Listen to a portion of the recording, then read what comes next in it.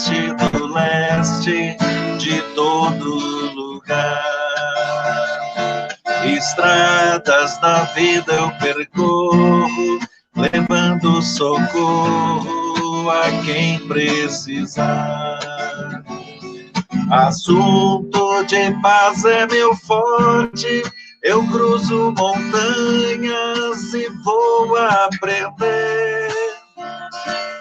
O mundo não me satisfaz, o que eu quero é a paz, o que eu quero é viver.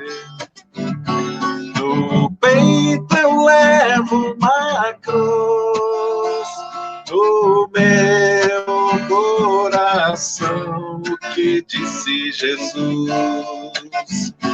No peito eu levo uma cruz, no meu coração, o que disse Jesus. Eu sei que eu não tenho a idade da maturidade de quem já viveu, mas sei que eu já tenho a idade de ver a verdade, o que eu quero é ser eu. O mundo ferido e cansado de um triste passado de guerra sem fim, tem medo da bomba que fez e da fé que desfez, mas aponta pra mim. No peito eu levo uma cruz, do meu coração, o que disse Jesus. No peito eu levo uma cruz, do meu coração, o que disse Jesus. Eu venho trazer meu recado, não tenho passado, mas sei entender que um jovem foi crucificado por ter ensinado a gente a viver.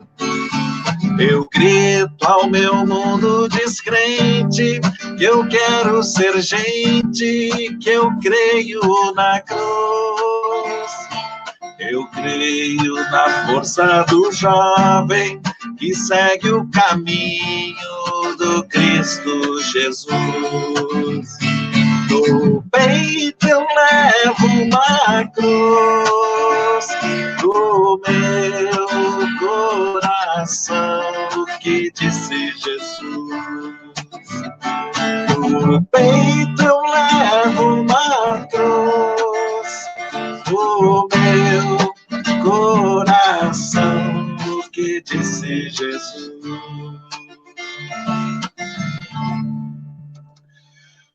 E aí, dona Leila? Boa noite. Como é que estamos? Tudo na paz? Tudo bem, tudo tranquilo. Tudo tranquilo, que alegria. Com muito carinho recebo essa menina, que foi minha colega de aula lá desde a primeira série. Depois foi minha colega como professor, fomos professores junto ao Colégio São José em Montenegro. E hoje fazemos parte junto do Cenáculo de Maria, temos a mesma idade, é uma diferençazinha de uns dias, é uma irmã que eu carrego na minha vida por toda a vida, e que com muito carinho hoje eu recebo para contar para a gente o testemunho de fé. Seja muito bem-vinda, obrigado por atender o nosso convite, compartilha com a gente, com o nosso pessoal do Cenáculo aí, a tua história, a tua vida, a tua caminhada, seja muito bem-vinda. Boa noite a todos, então. Gratidão, em primeiro lugar, por essa oportunidade. Meu nome é Leila Regina de Oliveira. Nós temos, eu e tu, 11 dias de diferença. Os meus pais são Nicolau e Leci, são casados já há 51 anos. É uma lição de vida esse casamento dos meus pais, né? Eles eram bem jovens quando casaram. Quando eu nasci, eles tinham 16 e 20 anos, Então, assim, é um orgulho que eu tenho dessa história de vida que eles construíram. Nós somos 3 filhas, eu sou a mais velha, e daí tem a Carla e a Paula.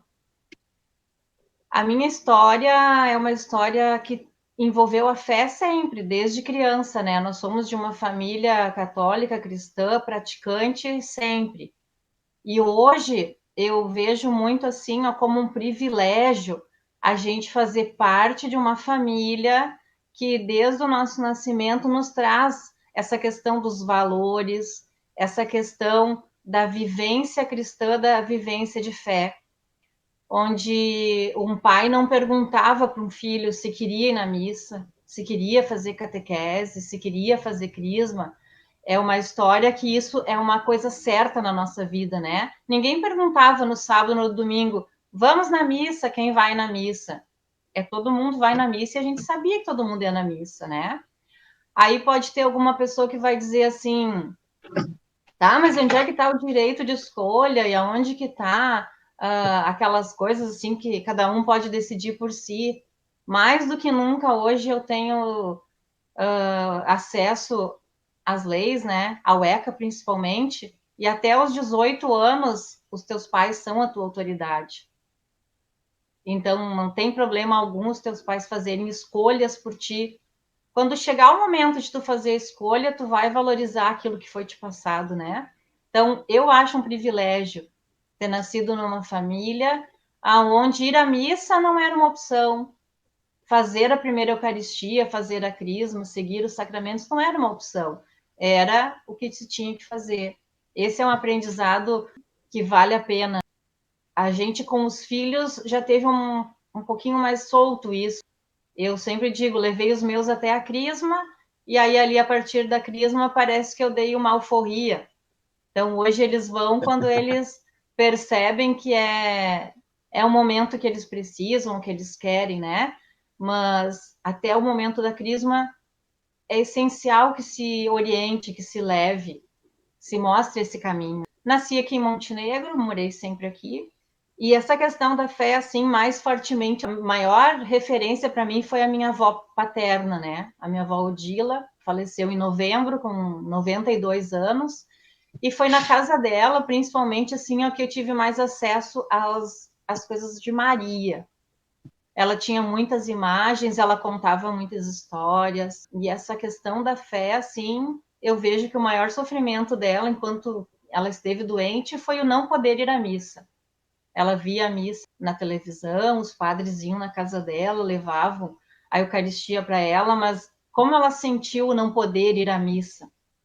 Meu pai também, uma referência muito forte de fé, e a minha mãe, mesmo tendo sido criada numa família luterana, ela ficou católica depois do casamento, mas é uma pessoa assim, ó, de muita fé, de muita oração. Às vezes até a gente diz assim, ai mãe, acho que vou te dar uma listinha de umas coisinhas que eu quero para tu rezar, porque tu sempre é atendida, né? Deus prover sempre aquilo que tu pede. Acho que eu vou te dar uma listinha aqui de umas coisinhas que eu tô precisando. Na minha infância, chamou muito a atenção o filme Segredos em Fátima. Aquela história daquela Nossa Senhora, daquela aparição de Maria.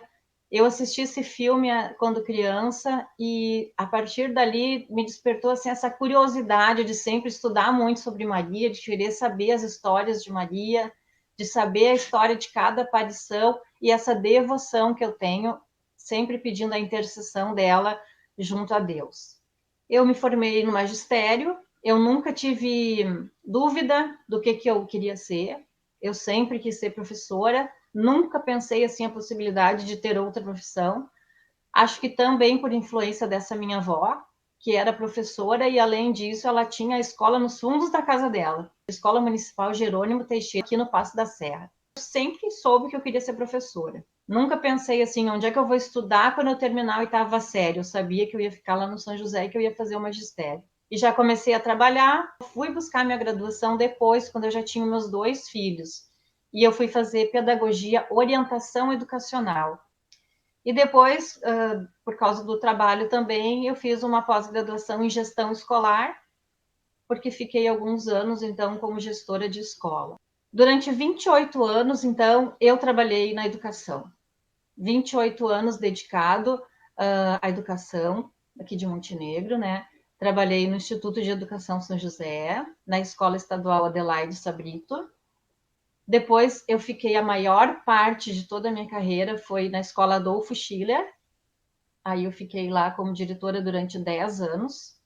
Depois mais 5 anos em sala de aula.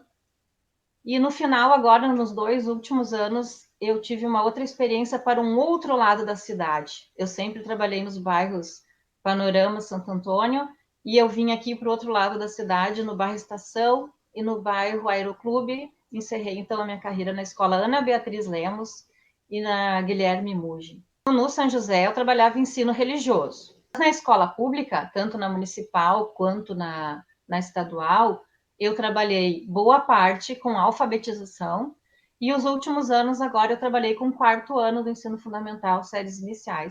E aí estava se aproximando da aposentadoria e eu vi um anúncio no Facebook que estavam abertas as inscrições para quem quisesse concorrer a conselheiro tutelar. Uma outra oportunidade para continuar fazendo pelas crianças que sempre fizeram tanto por mim nesses 28 anos. Me inscrevi, fizemos a prova, passei na prova e fui fazer a campanha. E na campanha para conselheiro tutelar, eu tive um grande aprendizado. Que quando a gente faz o bem para as pessoas, a gente esquece. Mas quem recebe o bem, nunca esquece. Durante a campanha, muitas pessoas me procuraram e diziam assim: bah, bota uma placa lá em casa, porque eu nunca vou esquecer o que tu fez por mim. Até teve uma moça que eu disse, levei a plaquinha na casa dela e disse, tá, mas afinal de contas, o que eu fiz? E aí ela me relatou uma história que nem ela contando eu me lembrei.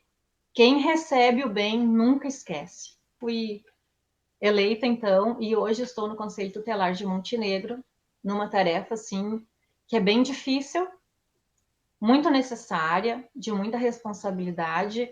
É uma tarefa, assim, ó, que tem que ter um poder de decisão no momento que tu vê uma situação difícil, tem que ter uma saúde emocional, tem que ter conhecimento da lei, uma função que precisa realmente. Quantos votos tu fez? 504. Né, registrar aqui e deixar os parabéns, porque a Leila foi a conselheira tutelar mais votada. Isso só reforça isso que tu falou, né? Porque quem faz o bem recebe depois a gratidão. E a gente não faz o bem porque espera uma gratidão. Quem faz o bem talvez esquece, mas quem recebeu o bem não esquece mais. E também o mal, né? Se tu faz o mal, talvez até tu esqueça. Né? Um tapa tu pode esquecer que tu deu, agora aquela pessoa que tomou um tapa, ela não esquece mais, né? Então vale para os dois lados, vale para o bem e vale para o mal. Eu penso que sempre o que vai se fazer tem que ser o melhor. Sempre exijo muito de mim. Com 14 anos eu já conheci o Bill, que é o meu marido, né? Nós casamos em 1989 e desse casamento, então, nós temos 2 filhos. A Tamara, que tem 30 anos e que agora está fazendo uma experiência maravilhosa, né? 2 anos e meio, ela mora na Austrália, está fazendo um intercâmbio, estuda, trabalha, tá lá, né? A gente sente saudade, mas que bom que tem a tecnologia que a gente pode se comunicar todos os dias, se ver e saber como que tá. Então, tem que respeitar, né? É um desejo que ela tinha e ela tá realizando. E tem o Gabriel, que tem 24 anos, que também não mora mais conosco, que já mora na casa dele, ali em Montenegro, trabalha. Os dois já têm a graduação na faculdade. O Gabriel está cursando agora o MBA. Então, são os frutos, né, de tudo aquilo que a gente plantou também. Porque assim como eu tive uma família onde tive exemplo, onde tive base, sempre um estímulo, né? Também sempre primei que com os meus filhos fosse dessa forma também. Valorizar sempre a questão do trabalho, a questão do estudo, a questão da fé. Sempre ter, assim, os valores bem definidos, né? Para que no momento que tiver que fazer uma escolha, lembre sempre aquilo que o pai e a mãe diziam e pensavam a respeito do assunto. Por isso que eu sempre digo aos pais, aconselhem os seus filhos, aconselhem, porque na hora de tomar uma decisão, mesmo que eles não façam o que tu pediu, mas que eles vão lembrar o que o pai e a mãe diziam, vão. Embora eu não tenha netos, mas as coisas que eu gosto de fazer é coisa bem de vó. Eu gosto muito de fazer tricô, eu gosto muito de cuidar das minhas florzinhas, adoro olhar filme também. Em 2012, eu tive uma grande oportunidade de fazer uma viagem para os santuários marianos na Europa, na Portugal, Espanha, França e Alemanha. Sempre fui devota de Nossa Senhora de Fátima, então tive essa oportunidade de ir a Fátima. E quando eu voltei desse passeio mariano, eu vim assim pensando que alguma coisa tinha que mudar na minha vida, depois de tudo aquilo que eu vivi naqueles dias de viagem. Foram 15 dias assim de muita oração, de muita história, de muito conhecimento, uma vivência riquíssima, né? Então eu pensei que alguma coisa tinha que mudar na minha vida depois de tudo aquilo. Mesmo eu tendo amigos no Cenáculo de Maria, inclusive um amigo de infância, o convite para fazer o Cenáculo de Maria eu nunca recebi. Mas aí eu fui na missa no domingo, na catedral, era no mês de maio de 2013, e o padre Nicolau disse assim, no final ali nos recados: Cenáculo de Maria nos dias tal, tal, tal de maio, quem tiver interesse vá até a secretaria da paróquia. Daí eu pensei, mas o cenáculo e é de Maria. Eu acho que eu podia fazer, né? Tá. No outro domingo eu fui na missa, no final da missa, na hora dos avisos, o padre Nicolau. Dias tal, tal, tal, cenáculo de Maria, quem tiver interesse, vá na paróquia, na secretaria da paróquia. Eu pensei, não, 2 vezes, mas daí eu acho que isso é para mim mesmo. Aí na segunda-feira, fui lá na paróquia, pedi as informações, como que eu tinha que fazer. Aí as meninas me deram o contato da Giovana, daí eu falei com a Giovana e me inscrevi. Então, foi desta forma que eu ingressei no Cenáculo. É claro que eu sabia que o Cenáculo existia, porque eu já tinha participado de missa dos domingos, às 9 horas, que estava todo o encontro diocesano lá. Inclusive, uma vez eu fiquei apavorada que tanta gente de azul que tinha naquela igreja. Será que a missa é só para eles hoje? Será que eu estou enganada aqui? Não ouvi algum recado que não era para vir na missa hoje? Sabia que tu coordenava. E o meu curso foi nos dias 24, 25 e 26 de maio de 2013. A Sônia foi a minha chefe. E o cenáculo, para mim, não foi aquele divisor de águas, não foi aquela mudança de vida, assim, de muitas histórias que a gente ouve nos testemunhos. O cenáculo veio para confirmar o caminho que eu caminhava e para fortalecer tudo que eu acredito. Eu consegui certezas de que aquilo que eu acredito é o certo e que eu estou no caminho certo. Escuta o meu lema: no peito eu levo uma cruz. Eu já era uma pessoa de fé, eu já era uma pessoa de vivência cristã, de vivência católica, eu já tinha uma caminhada. E aí eu chego lá e a minha frase é essa, para confirmar que no peito eu levo uma cruz. E no meu coração o que disse Jesus. A gente vai na hora certa. O primeiro retiro que eu fiz foi o cenáculo. O único que eu vou fazer. Meu movimento é o cenáculo, né? Então, assim, eu tenho certeza que era o meu momento, porque eu levei 30 anos para fazer, para dar esse sim, e eu chego lá e no peito eu levo uma cruz. Eu queria uma confirmação. Eu queria fortalecer e ter certeza. E eu tive, porque me disseram no peito eu levo uma cruz. Eu fui para lá pensando assim, não, mas eu acho assim, como eu trabalhei muito tempo no SOR, que é o Serviço de Orientação Religiosa, a gente planejava 1000 coisas para os professores, para os pais, para os alunos. Não vai ter nada assim que vai me surpreender, né? Eu vou achar um fim de semana normal, comum, porque o que vai ter lá que eu já não conheço? Tal coisa, mistério aqui, mistério ali. Não vai ter uma coisa assim que me surpreenda muito. E aí eu vou dizer para vocês que no sábado à tarde, a partir do sábado à tarde, eu ressuscitei. Eu vinha com esse pensamento na sexta, no sábado de manhã, no sábado meio-dia, assim, eu vinha com esse pensamento, não vai ter muita coisa para me surpreender. Mas a partir do sábado à tarde, as coisas que começaram a acontecer, aquele sábado de tarde, aquele sábado à noite, eu sempre digo, eu ressuscitei daí, sou outra pessoa. Foi muito marcante para mim. Eu sigo sempre firme, né? Persevero desde o meu curso, procuro nunca perder nada, procuro sempre estar participando.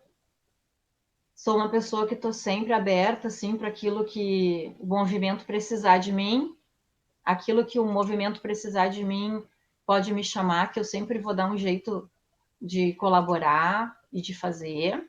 E eu vejo, assim, ó, que muito importante para a perseverança do Senante, os encontros, né? Tanto o encontro no grupo da cidade, quanto nos encontros diocesanos, e mais ainda no encontro que a gente tem nos cursos e no reencontro lá no Santo Inácio. Aquela semana que antecede curso, que antecede reencontro, ela sempre é a semana mais tumultuada da vida da gente. A gente quase não consegue tempo para arrumar a mala, a gente quase não consegue tempo para se preparar. É uma correria aquela semana. Mas quando a gente bota as coisas dentro do carro e vai para Salvador do Sul, acho que aquela estrada favorece também, porque a gente vai subindo assim, ó, e vai dando uma paz, e vai dando uma ansiedade, vai dando uma coisa muito boa até chegar no Santo Inácio, e quando a gente chega lá, então, tá tudo resolvido. O movimento me trouxe uma família, né, que é que a gente sempre diz, né, e isso aí a gente só vai ter certeza participando desse grupo e conhecendo as pessoas, convivendo um tempo com todos, né, a gente tem com quem contar. Mas aí eu vou te dizer de novo algo parecido com aquilo que eu disse antes, de que quem recebe o bem nunca esquece. A gente não tem que sempre só contar com o outro, a gente tem que estar disponível para o outro também. Então não adianta assim eu pensar, se eu vou ter uma dificuldade, eu vou ter as pessoas que me ajudam. No cenáculo, nós estamos sempre prontos para servir também. Ali no nosso grupo, né, os coordenadores colocam uma situação ali no grupo, nós já passamos para o nosso grupo da cidade, em poucos minutos nós já temos uma corrente de oração em toda a diocese, e nós já temos as pessoas que estão lá do lado de quem está precisando de alguma coisa, né? E isso a gente viu claramente em todos os momentos de doença, de falecimento, né? De nascimento, em todas as situações que a gente teve nesses anos todos que eu estou no movimento, que agora são 7 anos, né? Em poucos minutos a gente consegue atingir a todos e se mobilizar. Eu moro numa localidade chamada Costa da Serra, e aqui nós temos a Capela São Jorge, que faz parte da paróquia de Brochir. O Padre Zabido me conhecia por causa do cenáculo, soube que eu morava aqui e me chamou para coordenar a liturgia. E aí comigo eu trouxe os colegas do folclore, do cenáculo. Toda vez que eu precisei que alguém viesse animar a celebração aqui na Costa, alguém veio. Uma celebração bem animada, bem tocada, tem o seu valor, né? É diferente. Em janeiro de 2014, eu assumi junto com a Giovana a coordenação do grupo. É uma responsabilidade, né? Outra alegria, assim, que eu sinto são os afiliados, né? Eu tenho 16 afiliados já no Cenáculo, nesses 7 anos de caminhada. Amigos, conhecidos, pessoas da família, a Paula, minha irmã, e o Bill, né, meu marido. E se tem coisa que eu tinha certeza na minha vida é que meu marido nunca ia fazer o cenáculo. Então, é uma alegria muito grande para mim ele ter feito. Um desafio para mim é levar meus filhos, né? Mas eu vou respeitar o tempo deles. E eu acho que um grupo que vem agora se fortalecendo é lá na Serra Velha, né? Que a Mara Adriana entrou em contato contigo pelo Messenger, vendo as fotos do curso no Facebook, e tu me passou essa tarefa. E eu fui até a Serra Velha, conversei com eles fizeram, e hoje na Serra Velha já tem 10 assinantes, né? Então, eu acho que isso que é colocar uma sementinha, né? Colocar uma sementinha e ver o resultado. Existe uma queixa de algumas pessoas, né? Eu não consigo um afiliado, não consigo um afiliado. A gente não consegue um afiliado se a gente não convidar. Porque as pessoas têm que ser convidadas em todos os cursos. Todos os cursos. Eu tenho uma lista de pessoas ali que antes do curso, eu sempre convido todas elas. Uma ou duas vão me dizer o sim. Se não disse o sim agora, no próximo vai ser convidado de novo. Vamos ver. Se recebeu ou não, vai de novo, vai de novo. A gente não pode desistir. É 70 vezes 7, né? É sempre. Sempre. O convite tem que ser feito sempre. E se a gente não tem um afilhado, não leva alguém, é porque a gente não convidou o suficiente, tem que convidar mais. Minha mensagem é essa, que a gente faça sempre o bem, que a gente seja exemplo, que nunca se duvide da divina providência, porque quando as pessoas relatam um fato para mim, eu gosto de usar sempre uma frase, quem me conhece há bastante tempo vai lembrar, na última hora sempre cai um milagre do céu. Sabe, a divina providência, ela nunca nos deixa na mão. Deus sempre provê aquilo que é para nos ajudar, que é para nos fortalecer, que é para fazer a gente ser melhor a cada dia. Eu sempre aprendi em casa, assim, a questão de pagar o mal com o bem. E eu não entendia muito isso. Mas os meus filhos sabem que eu sempre disse para eles também, a gente sempre paga o mal com o bem. Porque se tu recebe o mal de alguém, o que é o normal? O normal é tu fazer o mal. Mas se tu fizer o bem, tu vai surpreender ela. E aí ela vai ter que parar e vai pensar, opa, mas alguma coisa aqui não tá certa.